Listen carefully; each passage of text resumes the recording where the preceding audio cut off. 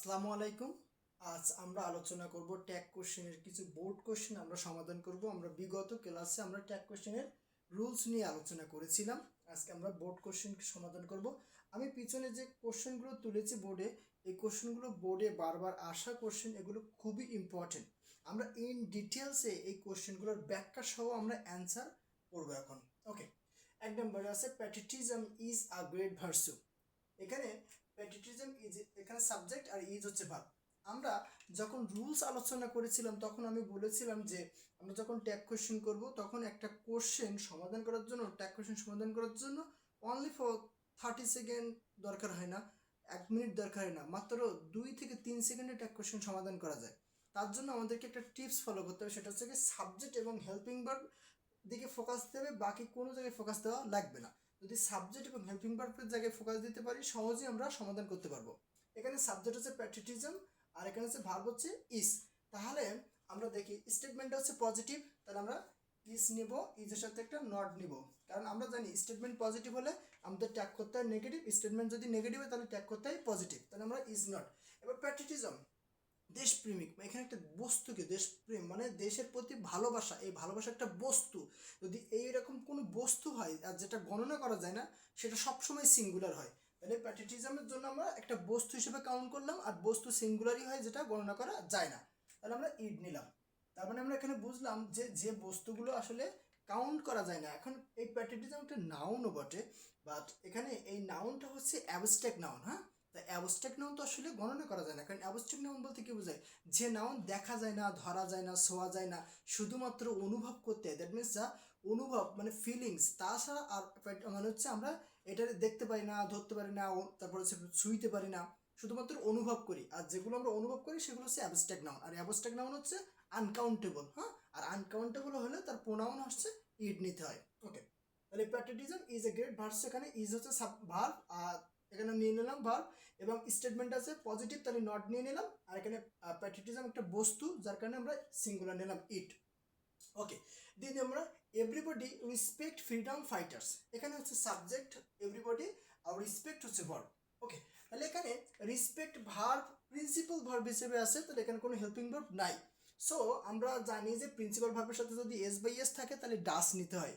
So এখানে একটু ব্যতিক্রম রুলস আসবে যে এভরিবডি মানে সবাইকে বোঝানো সত্ত্বেও যখন আমরা এটার প্রোনাউন নেই তখন আমরা দে নেই, কিন্তু এভরিবডি যদি সবাইকে বোঝায় তাহলে এখানে কেন সিঙ্গুলার করা হয়েছে? আমরা মনে হয় ক্লাস 5-এর অঙ্কে করছিলাম যে প্রতিজন 5 টাকা করে চাঁদা দেওয়ায় চাঁদার পরিমাণ এত হয়। তা প্রতিজন যখন চাঁদা দেয় তখন একজন একজন করে কিন্তু চাঁদার মানে হচ্ছে কাউন্ট করা হয় চাঁদার টাকাটা। তা প্রতিজন মানে এখানে সবার চাঁদা কিন্তু একসাথে কাউন্ট করলেও প্রত্যেকটা ওর মধ্যে মানুষ কিন্তু আলাদা আলাদা হিসেবে কাউন্ট করা হয়। যখন আলাদা আলাদা হিসেবে কাউন্ট করা হয় তখন আমরা তার পরিবর্তে এভরিবডি ইউজ করি, কিন্তু প্রোনাউন হিসেবে আমরা দে ইউজ করি। ওকে, তাহলে এখন সাবজেক্ট যদি আমাদের দে হয় তাহলে ভার্ব তো সিঙ্গুলার করতে পারবো না, যার কারণে আমরা ডু নিলাম, স্টেটমেন্ট পজিটিভ নট নিলাম, আর এখানে সাবজেক্ট নিলাম দে। আমরা মনে রাখবো সাম, এভরি, এনি, নো এর সাথে বডি অথবা ওয়ান যদি যোগ করা হয় তাহলে সাবজেক্ট হিসেবে, প্রোনাউন হিসেবে মানে সাবজেক্টের প্রোনাউন হিসেবে সবসময় দে ইউজ করতে হবে এক কোশ্চেনের ক্ষেত্রে। তারপরে দেখো দ্বিতীয় number, nothing is more pleasant than the memories of childhood, এখানে নাথিং হচ্ছে সাবজেক্ট আর ইজ হচ্ছে ভার্ব। আচ্ছা, নাথিং কিন্তু একটা নিজেই নেগেটিভ ওয়ার্ড, সো নাথিং বসাতেই এই স্টেটমেন্টটা কিন্তু নেগেটিভ হয়ে গেছে। সো আমাদের ট্যাগটা করতে হবে কিন্তু পজিটিভ, তাহলে আমরা এখানে ইজ নিলাম, নট কিন্তু নেওয়া লাগবে না, বিকজ সাবজেক্টে নাথিং নিজেই ও নেগেটিভ একটা ওয়ার্ড, যার কারণে আমাদের নট আলাদা করে আনা লাগবে না। সো নাথিং আমরা একটু আগে শিখলাম যে সাম, এভরি, এনি, নো এইগুলোর সাথে যদি বডি অথবা অন যোগ করা হয় তখন এইগুলোর পরিবর্তে প্রোনাউন হিসেবে দে নেই, আর যদি সাম, এভরি, এনি, নো এগুলোর সাথে যদি থিং যুক্ত করা হয় তখন আমরা এইগুলোর প্রোনাউন হিসেবে ইড নিতে হয়, তাহলে ইজ ইট। ওকে, যেমন আমরা বলতে পারি এভরিথিং ইজ পসিবল, তাহলে এখানে একটা কোয়েশ্চেন কি হবে? Everything is possible isn't it. যদি আমরা বলি নাথিং ইজ ইম্পসিবল তখন এটা একটা কোয়েশ্চেন কি হবে? ইজ ইট, কারণ নাথিং নিজে একটা নেগেটিভ ওয়ার্ড। ওকে, চতুর্থ নম্বরটা আমরা দেখি, we hardly forget the golden fast, এখানে উই হচ্ছে সাবজেক্ট আর ফরগেট হচ্ছে ভার্ব। এখন এখানে একটা ওয়ার্ড আছে হার্ডলি, এই হার্ডলি শব্দটা হচ্ছে নেগেটিভ ওয়ার্ড। এই শব্দটা কি নেগেটিভ ওয়ার্ড, আর এই নিজেই ও সেন্টেন্সটাকে বা স্টেটমেন্টটাকে নেগেটিভ করে ফেলছে। তখন আমরা যখন এখন ট্যাগ কোয়েশ্চেন যখন করব তখন আমাদেরকে পজিটিভ ট্যাগ করা লাগবে। সো ফরগেট, ফরগেটের সাথে কোনো এস বাই এস কিছু নাই এবং প্রেজেন্ট টেন্সে আছে, তাই আমরা ডু নিলাম। এবং এই হার্ডলি বসাতেই স্টেটমেন্টটা কি হয়ে গেল, নেগেটিভ হয়ে গেল। তখন আমাদের কি করতে হবে, সাবজেক্ট উই নিয়ে নিলাম, এখানে নট আর বসানো লাগবে না। এখন অনেকের মনে প্রশ্ন আসতে পারে যে এরকম হার্ডলি বা আরও কি কোনো শব্দ আছে যেগুলো নেগেটিভ ওয়ার্ড হইতে পারে? হ্যাঁ আছে। Hardly, barely, rarely, scarcely, seldom, little, few, no, nobody, nothing, এগুলো সবই হচ্ছে নেগেটিভ ওয়ার্ড। এগুলো যদি কোনো সেন্টেন্সের মধ্যে থাকে তখন ওই সেন্টেন্সটা আলটিমেটলি নেগেটিভ হয়ে যায়। ওকে, পঞ্চম number, no one can deny this truth. এখানে নো ওয়ান হচ্ছে সাবজেক্ট আর ক্যান হচ্ছে ভার্ব। তাহলে আমরা প্রথমে ক্যানটাকে নিয়ে নেই। আচ্ছা, নো ওয়ান, এই নাথিং এর মতো নো ওয়ান নিজেই একটা নেগেটিভ ওয়ার্ড। সো আমাদের নতুন করে নো ওয়ান এর জন্য নট আনা লাগবে না। এখন নো ওয়ানের জন্য আমরা বলছি না সাম, এভরি, এনি, নো, এখন এগুলোর সাথে যদি ওয়ান অথবা বডি থাকে তখন এটার প্রোনাউন হিসেবে দে নিতে হয়। তাহলে আমরা দে নিয়ে নিলাম। কি বললাম, সাম, সাম, এভরি, এনি, নো, সাম, এভরি, এনি, নো। এগুলোর সাথে যদি বডি অথবা ওয়ান যোগ করা থাকে, যেমন somebody, someone, everybody, everyone, anybody, anyone, nobody, no one, এগুলো যদি থাকে তখন এইটার প্রোনাউন হিসেবে দে নিতে হয়। আর যদি সাম, এভরি, এনি, নো এর সাথে যদি থিং থাকে, যেমন সামথিং, এভরিথিং, এনিথিং, নথিং না নাথিং, নাথিং, এগুলো যদি থাকে তখন আমাদের এইটার প্রোনাউন হিসেবে ইড নিতে হয়। ওকে, তারপর এভরিবডি লাইকস ক্রিকেট, এখানে হচ্ছে এভরিবডি সাবজেক্ট আর লাইকস হচ্ছে ভার্ব। আবার সেই একই কেস, ভার্বের সাথে এস বাই এস আছে, কিন্তু আমরা এভরিবডির জন্য যে প্রোনাউনটা নিব সেটা হচ্ছে দে, কারণ আমাদের গ্রামাটিক্যালি রুলস হচ্ছে এভরিবডির জন্য প্রোনাউনটা দেই ধরতে হয়।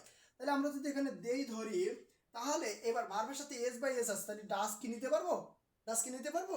কখনোই পারবো না, কারণ ডাস হচ্ছে সিঙ্গুলার, দে হচ্ছে প্লুরাল। সো আমাদের সাবজেক্ট ভার্ব এগ্রিমেন্টটা সবসময় ঠিক রাখতে হবে। তো সাবজেক্ট ভার্ব এগ্রিমেন্ট ঠিক রাখার জন্য আমাদের এখানে দের পরিবর্তন আমরা করতে পারবো না, কারণ কোনো সেন্টেন্সে কর্তার পরিবর্তন করা যায় না, কিন্তু ক্রিয়ার পরিবর্তন করা যায়।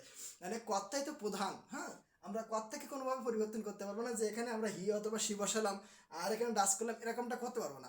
আমরা করতে পারবো কি, ক্রিয়ার পরিবর্তন করতে পারবো। তাহলে ক্রিয়া যদি পরিবর্তন করতে পারি তাহলে আমরা ইএসটা তুলে দিলে কিন্তু এটা কি হয়ে যায়, প্লুরাল হয়ে যায়। এবার স্টেটমেন্টটা কি, এভরিবডি লাইকস ক্রিকেট, স্টেটমেন্টটা কিন্তু পজিটিভ আছে, তাহলে আমরা একটা আমাদের নেগেটিভ ট্যাগ করতে হবে, তাই নট নিয়ে নিলাম। তাহলে don't they. Okay, rule number 7 নাম্বারটা দেখি, let's plant trees more and মোর।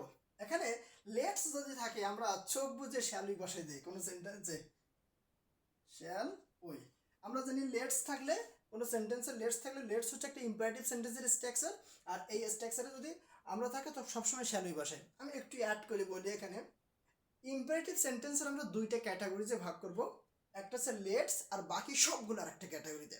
যখন লেটস থাকবে তখন শ্যালই বসাবো, আর বাকি সকল ইম্পারেটিভ সেন্টেন্সে আমরা উইলি বসাবো, 100% রাইট। তারপরে time and tide wait for none, এটা খুব মানে টিপস অ্যান্ড ট্রিক্স দিয়ে বলি। অনেক সময় আমাদের সাবজেক্ট একের অধিক থাকে, বাট ভার্ব আমরা বুঝতে পারি না যে সাবজেক্টটা সিঙ্গুলার না প্লুরাল। যখন আমরা এরকম মানে বিপদে পড়ে যাবো যে সাবজেক্টের দেখে আমরা ভার্বের এগ্রিমেন্ট ক্লিয়ার করতে পারতেছি না, মানে সাবজেক্ট সিঙ্গুলার না ভার্ব প্লুরাল বা ভার্ব প্লুরাল না সাবজেক্ট সিঙ্গুলার, যখন এরকম এগ্রিমেন্টের ক্ষেত্রে আমাদের অস্পষ্টতা থেকে যায় তখন আমরা ভার্ব এবং সাবজেক্ট দুটো মিলে একসাথেই ফোকাস দিব। তাহলে আমরা একটু দেখি, এখানে টাইম অ্যান্ড টাইট মনে হচ্ছে না প্লুরাল? এবার দেখো এখানে ওয়েট আছে, কি আছে, ওয়েট আছে। তাহলে এখানে ওয়েট থাকাকালীন আমরা বুঝে গেলাম যে এখানে এটা কি প্লুরাল, তাই তো? প্লুরাল না? ওকে, এখন যদি প্লুরাল হয়, কোনো বস্তু যদি প্লুরাল হয় তাহলে আমরা তখন কি নেই, দে নেই। এখন প্রশ্ন হচ্ছে যে এইটা যদি সিঙ্গুলার হতো তাহলে কীভাবে বুঝতাম? অবশ্যই কেন ওয়েটের সাথে একটা এস যোগ করা থাকতো, time and tight waits for none এরকমটা থাকতো। তখন আমরা এখানে বুঝতাম যে সাবজেক্টের সাথে যদি এস বাই যোগ করা হয়, তার মানে ভার্বের সাথে যদি এস বাই যোগ করা হয় তখন ভার্ব সেটা সিঙ্গুলার হয়ে যায়, আর নাউন তার মানে সাবজেক্ট নাউনের সাথে এস বাই যোগ করলে তখন সেটা প্লুরাল হয়ে যায়, তার মানে অবশ্যই এটা সিঙ্গুলারই আছে। তাহলে আমরা ডু নিলাম, আর ডু নেওয়ার পরে পুরো স্টেটমেন্টটা কি পজিটিভ। তাহলে এখন স্টেটমেন্ট কিন্তু পজিটিভ না, একটা নাবোধক একটা ওয়ার্ড আছে, নাবোধক একটা ওয়ার্ড আছে। তাহলে এখানে স্টেটমেন্টে নেগেটিভ, তাহলে আমাদের নট আর নেওয়া লাগতেছে না। আর এখানে হচ্ছে টাইম অ্যান্ড টাইড, তার জন্য আমরা কি নিব? দে, ডু দে। আচ্ছা, তারপরে এরপর বলছে students hardly miss watching this game. এখন এখানে হার্ডলি একটা নেগেটিভ ওয়ার্ড, আমি একটু আগে বলছি hardly, barely, rarely, scarcely, seldom, little, few, never, no one, nothing, nobody. হ্যাঁ, এগুলো সবগুলো শব্দই হচ্ছে নেগেটিভ ওয়ার্ড। এই শব্দগুলো যখন থাকে তখন আমাদের ট্যাগ কোশ্চেন করার সময় আমাদের নতুন করে আর ওই সেন্টেন্সে নট আনা লাগে না। তার মানে ওই শব্দগুলো যখন থাকবে তখন সেই স্টেটমেন্টটা কি নেগেটিভ, তখন ট্যাগটা করবো কি পজিটিভ। তাহলে এখানে আছে মিস মেইন ভার্ব, এখানে মিস মেইন ভার্ব আছে এবং আমাদের এখানে কোনো ভার্ব নেই, হেল্পিং ভার্ব। তাহলে হেল্পিং ভার্ব যদি না থাকে তাহলে আমরা মিসের দেখে আমরা কি আনতে পারি? আমরা ডু আনতে পারি। আচ্ছা, স্টেটমেন্ট পজিটিভ, যার স্টেটমেন্ট নেগেটিভ, তাহলে আমাদের নট লাগবে না। আর এখানে স্টুডেন্টস প্লুরাল আছে, তার জন্য আমরা কি নিব? দে নিব। ওকে, তারপরে sincerity is a great versa. এখানে সিনসিয়ারিটি হচ্ছে সাবজেক্ট আর ইজ হচ্ছে ভার্ব। আর স্টেটমেন্টটা কিন্তু পজিটিভ, তাহলে আমাদের ট্যাগটা করতে হবে কিন্তু নেগেটিভ। তাহলে আমরা ইজ নিলাম, স্টেটমেন্ট পজিটিভ, তাহলে আমরা নট নিলাম। আর এখানে সাবজেক্ট হচ্ছে সিনসিয়ারিটি। সিনসিয়ারিটি মানে আন্তরিকতা, হ্যাঁ, খুবই বন্ধুসুলভ ব্যবহার। এখন এটা একটা বস্তু, হ্যাঁ, এখন এই যে আন্তরিকতা, বন্ধুসুলভ ব্যবহার, এটা কি আসলে কাউন্ট করা যায়? এটা কাউন্ট করা যায় না। তাহলে যেটা কাউন্ট করা যায় না, তাহলে সেটাকে আমরা সিঙ্গুলার হিসেবে কাউন্ট করতে হয়। আর সিঙ্গুলার হিসেবে কাউন্ট করলে তার প্রোনাউন কি? ইট। আমরা 1 নম্বরে এটা শিখেছিলাম যে প্যাট্রিয়টিজমস, দেশপ্রেম, দেশের প্রতি ভালোবাসা। এই ভালোবাসা কি দেখা যায়? গোনা যায়? যায় না। সো যেটা গোনা যায় না, দেখা যায় না, সেটা আমরা অ্যাবস্ট্রাক্ট নাউন বলি। তাহলে এটাও অ্যাবস্ট্রাক্ট নাউন, এটাও অ্যাবস্ট্রাক্ট নাউন। আর অ্যাবস্ট্রাক্ট নাউন ধরাও যায় না, ছোঁয়াও যায় না, গোনাও যায় না, তাই এটা সবসময়ই সিঙ্গুলার। আর যে বস্তু সবসময় সিঙ্গুলার, তার জন্য সবসময় আমাদের এটাই রয়ে গেছে প্রোনাউন হিসেবে, আমরা সেটা নিয়ে নিলাম। ওকে, আমরা এখানে 10টা ট্যাগ কোয়েশ্চেন সমাধান করলাম, 10টা ট্যাগ কোয়েশ্চেনই বোর্ড কোয়েশ্চেন। আর এই ট্যাগ কোয়েশ্চেনগুলো আমি ইন ডিটেলসে বোঝানোর চেষ্টা করছি। সো তোমরা মনে হয় সবাই বুঝে গেছো। এভাবে যদি তোমরা প্রত্যেকটা বোর্ড কোয়েশ্চেনের অ্যানালাইসিস করে করে সমাধান করো, যতই তোমাদেরকে ট্যাগ কোয়েশ্চেন ঘুরিয়ে দেখ না কেন, তোমাদের কাছে ধরা দিতেই হবে। সো আজকের আলোচনা আমরা এখানেই শেষ করছি। আমরা নেক্সট কোনো এপিসোডে আমরা নেক্সট কোনো টপিক নিয়ে আলোচনা করব তোমাদের সাথে। বাই বাই, আল্লাহ হাফিজ।